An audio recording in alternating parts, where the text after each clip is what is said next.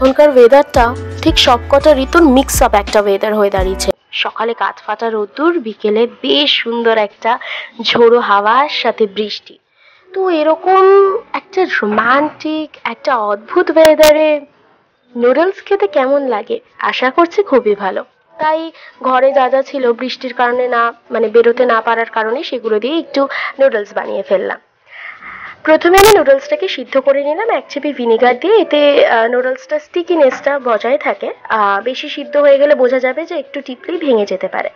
এরপর ওটাকে তুলে নিয়ে একটা পাতলা আর কি তেলের আস্তরণ দিলাম একটা পাত্রে, দিয়ে ওটাকে কিছুক্ষণ নাড়াচাড়া করে হালকা হাতে রেখে দিলাম আলাদা জায়গায়।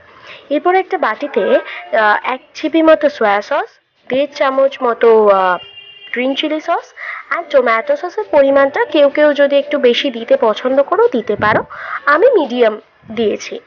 এরপর এটাতে একটুকুনি আমি জল মিশিয়ে একটা হালকা একটা ব্যাটার করে রাখবো, যেটা আমি নুডলস হাক্কা করার সময় আর কি আমি এটা ইউজ করব।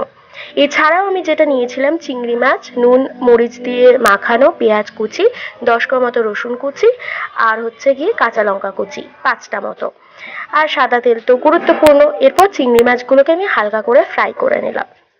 আর যে 5টা আমি ডিম নিয়েছিলাম, ওই 5টা ডিমও আমি ভুর্জি বানিয়ে রেখে দিলাম। আর ডিমে ভুর্জি বানাতে বানাতে 2-1টা খেয়েও নিয়েছি। ধৃষ্টতা মাফ করবেন। আর এরপর সাদা তেলে আর কি রসুন আর কাঁচা লঙ্কাটা ভাজার পর একটু অ্যারোমা বেরোবে। এরপর আমি পেঁয়াজটা অ্যাড করবো। আমার ক্যামেরা একটু আপস অ্যান্ড ডাউন হচ্ছে, এক হাতে ক্যামেরা আর এক হাতে রান্না করা ভীষণ টাফ, আর খুব ছোট জায়গা আমি যেখানে আর কি রান্না করে থাকি।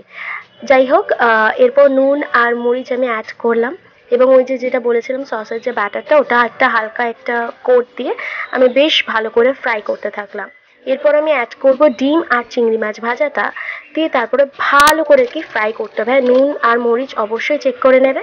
তো গরমা গরম প্রিয়জনের সাথে শেয়ার করুন আপনার হাক্কা নুডলস।